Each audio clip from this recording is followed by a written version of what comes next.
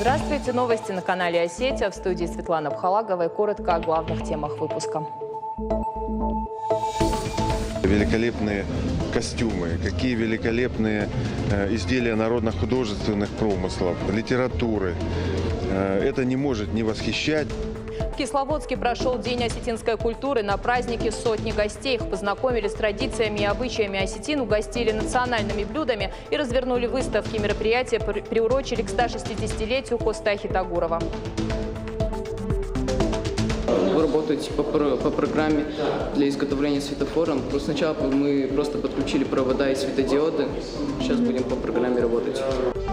И еще много всего интересного. В Владикавказе завершился фестиваль науки «Наука 0+». 3 дня у школьников и студентов была возможность продемонстрировать свои достижения в науке и многому научиться. Основная цель этих турниров – популяризация бокса у нас в республике, чтобы ребята набирались опыта на них. В спорткомплексе «Динамо» прошел турнир по боксу на призы Мурата Газиева. За победу боролись больше 100 спортсменов. Победители определены, призы вручены.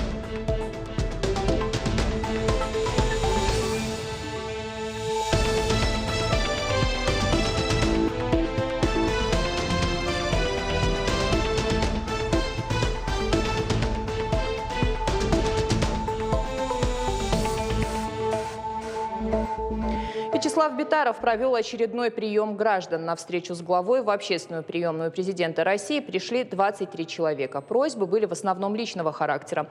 Люди, оказавшиеся в трудной жизненной ситуации, попросили Вячеслава Битарова выделить материальную помощь. Все обращения глава выслушал и распорядился оказать финансовую поддержку. Во время встречи также была решена еще одна проблема. Директор детского сада номер 71 попросила Вячеслава Битарова помочь оградить территорию учреждения забором протяженностью 270 метров. Это нужно для безопасности детей. Глава отметил, что вопрос будет решен. Помимо этого, пообещал, что в детском саду сделают косметический ремонт и установят игровую площадку.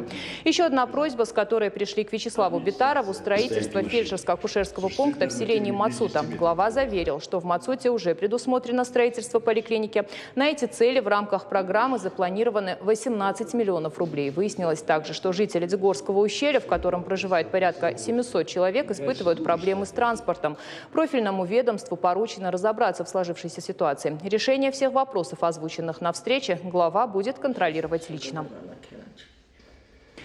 Вячеслав Битаров поздравил с профессиональным праздником работников сельского хозяйства и перерабатывающей промышленности. Дата отмечается сегодня. Глава отметил, что итог их труда – это основа укрепления экономической стабильности региона.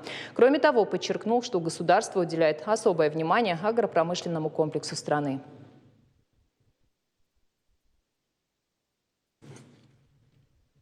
Будем продолжать поддерживать ваши инициативы, оказывать необходимую помощь при решении важных, в том числе социальных вопросов, делать все необходимое для улучшения условий труда, быта, досуга. Уверен, мы все хотим, чтобы наши села развивались, радовали смехом детей и улыбками стариков, были всегда гордостью и активной частью жизни республики.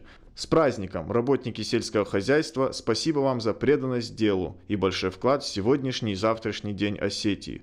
Крепкого здоровья, семейного благополучия и успехов в ответственном и важном труде.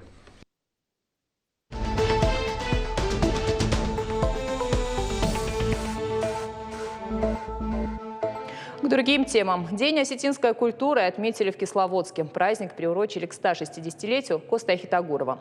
Торжества прошли на площадке у исторического здания Нарзанной галереи. Праздничная программа началась с презентации блюд осетинской кухни, во время которой гостям рассказали о застольном этикете осетин и о старинных обычаях, соблюдаемых по сей день. Развернули также выставки традиционной осетинской утвари и оружия. А на книжной выставке центральное место занимали издания, посвященные жизни и творчеству Костахи Тагурова.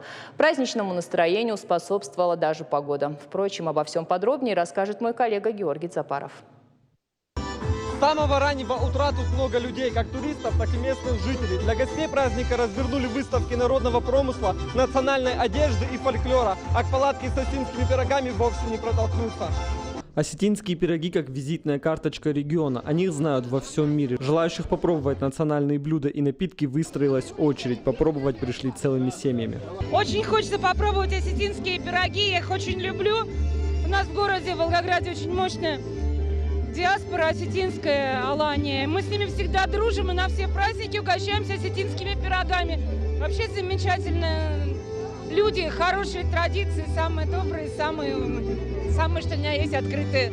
Познакомиться с культурой и традициями осетин пришли и официальные лица. Мэр Кисловодска Александр Курбатов с интересом рассматривает национальные костюмы, изделия народного промысла. Задержался у выставки с кинжалами и клинками. Обо всем расспрашивает министра по вопросам национальных отношений Аслана Цуциева. В подарок на память получил книгу Коста Хитагурова. И вы видите, какие великолепные костюмы, какие великолепные изделия народно-художественных промыслов, литературы. Это не может не восхищать, и мы очень рады тому, что сегодня будут представлены и песни осетинской культуры, и вся та палитра талантов, которыми богат этот древний народ. Инициаторами проведения культурного фестиваля стала осетинская община Ставропольского края. Министр по вопросам национальных отношений Аслан Цуциев отмечает, организация на высоком уровне и добавляет, теперь в министерстве подумают об ответном жесте. Сегодняшний праздник посвящен Коста Хитагурову, его юбилею. И Коста очень много связывает со Ставропольским краем. У него здесь было много друзей, он учился в гимназии в Ставрополе. С нашей стороны будет правильно, если мы пригласим наших соседей и организуем какой-то праздник в Осетии. На празднике замминистра по вопросам национальных отношений Карачаева-Черкесии Ислам Хубиев говорит, народы Кавказа должны знать и чтить культуру соседей. Таким образом мы сближаемся. Пугает, когда мы не знаем культуру, традиции того или иного народа, а когда мы его показываем, то мы сближаемся. Очень хорошее мероприятие. Я считаю, что такие мероприятия должны проводиться во всех регионах нашей огромной России. Кульминацией праздника стал большой концерт. Выступили танцевальные и музыкальные коллективы. Ансамбль «Иристон» представил зрителям танцы народов Кавказа, а ансамбль даулистов «Ритм гор» вызвал бурю эмоций. После танец хонга в исполнении народного артиста Нодара Плива. Зрители аплодировали долго. Вы устроили нам прекрасный праздник, как эта погода, как наш радостный Кисловодск, как наше радостное солнце, как ваши дети, как все участники этого праздника. Огромное вам спасибо. Ой, у меня есть внучка, у меня есть такое желание, даже чтобы она именно так танцевала. Она занимается танцами, но такого великолепия я не видела. Спасибо. Концерт длился больше 3 часов, а людей на площади становилось все больше. Кто-то и сам пустился в пляс. Организаторы признались, не ожидали такого ажиотажа, рады, что праздник удался. Георгий Запаров, Александр Каджаев. Новости Осетии. В Северостинском госуниверситете завершил работу Всероссийский фестиваль науки. 3 дня молодые ученые показывали современные научные разработки и рассказывали, какие перспективы они открывают современному человеку.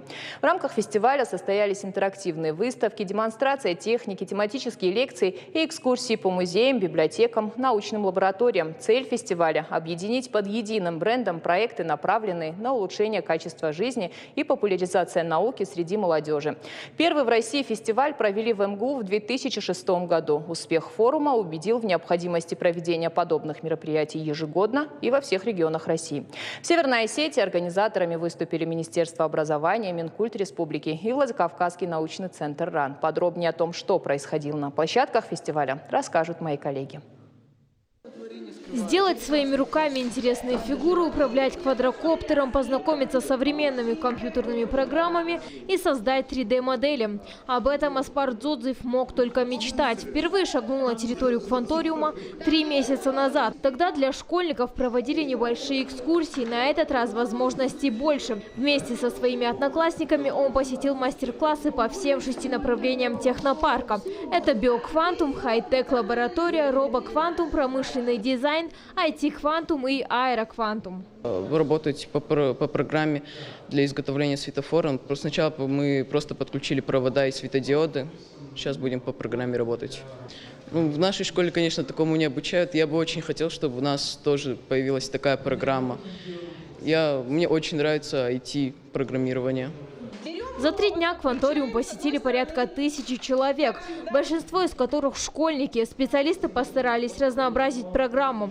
Ребята проводили химические опыты и управляли настоящими роботами. Например, в IT-квантуме ребята запрограммируют свой небольшой светофор. То есть они соберут такую плату с диодами, которые, светящимися диодами, которые будут, соответственно, загораться нужным цветом, в нужной последовательности и так далее.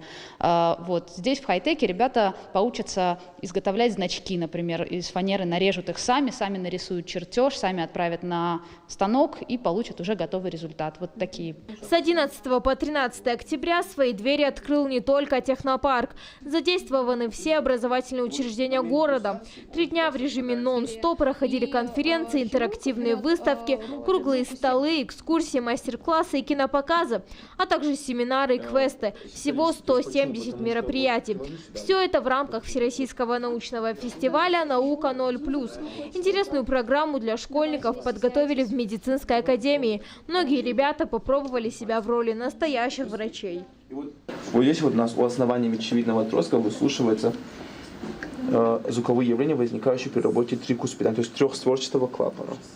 Вот так студенты старших курсов медакадемии показывают, как проводить базовую легочную реанимацию, а еще как правильно ставить инъекции – внутривенные и внутримышечные, в роли пациентов-манекена. Словом, в СОГМА школьников обучили правильно оказать первую медицинскую помощь. Студенты также могут посетить анатомический музей СОГМА, где представлено свыше 500 анатомических экспонатов. Некоторые из них являются уникальными по методике их исполнения. Всероссийский фестиваль науки на базе Северо-Осетинской государственной медицинской академии проводится каждый год, и мы каждый год рады видеть и школьников, и абитуриентов, и всех желающих для того, чтобы помочь им немного погрузиться в мир медицины. Интересные площадки развернулись в СОГУ. Там открыли выставку «Наука обществу», где школьники и студенты представили свои работы. Прошла также конференция «Популярная наука» и еще десятки лекций. В рамках фестиваля свои двери открыли также музеи и библиотеки республики. Сабина Гатагова, Карина Гикалаева, Алан Суанов. Новости Осетии. Мы продолжим выпуск после короткой рекламы. Не переключайтесь. В эфире новости. Мы продолжаем выпуск.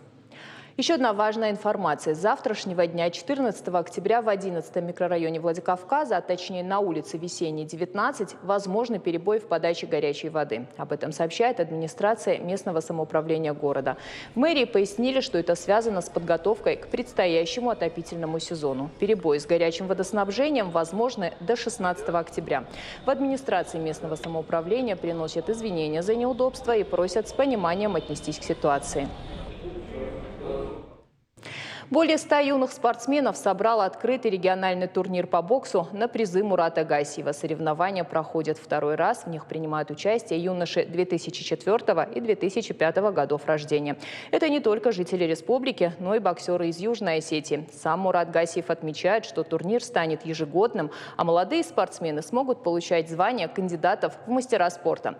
За горячими поединками наблюдала наша съемочная группа. Слово Карине Гигалаевой.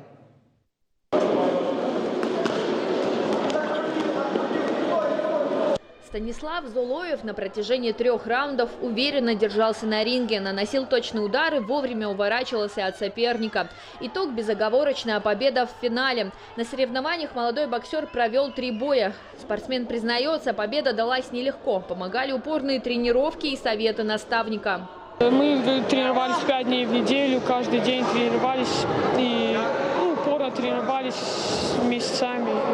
Подготовка такая была. Соперник был высокий, были длинные руки, сложно было достать до него. Приходится было подходить. Вот так.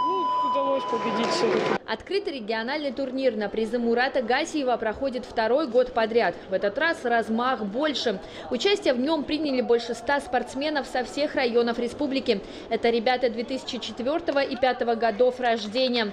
Среди них и Альберт Царикаев. Сегодня он тоже оказался сильнее соперника. Боксер тренируется в клубе «Ариана». За его плечами не одна победа, но признается, получить призы от Мурата Гасиева особенно почетно. Мурат Гасиев является воспитанником клуба «Ариана». И он часто бывает у нас на тренировках, следит за нами, как мы тренируемся, подсказывает. Но очень часто приходит там, покупает всякие снаряжения, там, грушу, все. Мурат Гасиев лично наблюдал за каждым боем. Всего их было порядка 50. И по словам боксера, все бои интересные. Каждый проявляет себя достойно. Рад, что ребята стремятся стать настоящими профессионалами. Основная цель этих турниров – популяризация бокса у нас в республике.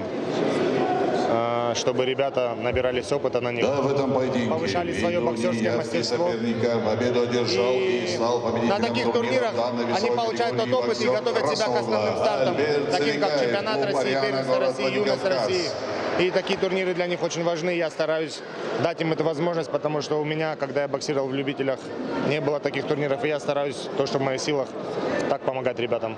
В организации турнира Мурату Гасиеву помогали тренеры боксерских клубов республики. Параллельно они готовили своих подопечных к началу боя. Давали ценные советы в перерывах между раундами. Подготовка еще с лета начиналась. Мы знали, что это опять будет турнир. Мы летом проводили сборы. У нас был турнир еще в сентябре. Мы ездили в Черкесске. У нас был турнир тоже такой региональный, открытый. Мы там побоксировали. И вот теперь здесь вроде все прошло хорошо, результат отличный. Турнир проходил 3 дня. Победители определены, а призы распределены. Второй открытый региональный турнир на призы Мурата Гасиева позади. Золотые медали получили 19 боксеров. В планах у Гасиева сделать турнир ежегодным. Более того, он станет мастерским. Карина Гигалаева, Игорь Войцеховский. Новости Осетии. И в завершении выпуска о погоде синоптики обещают, что в республике пока будет тепло. В ближайшие дни ожидается малооблачная погода. Воздух в дневные часы будет прогреваться до 20 градусов тепла. Вечером будет прохладнее, около 10 градусов тепла. Такой прогноз сохранится на всю предстоящую неделю. Это вся информация к этому часу. Спасибо за внимание и до встречи в эфире.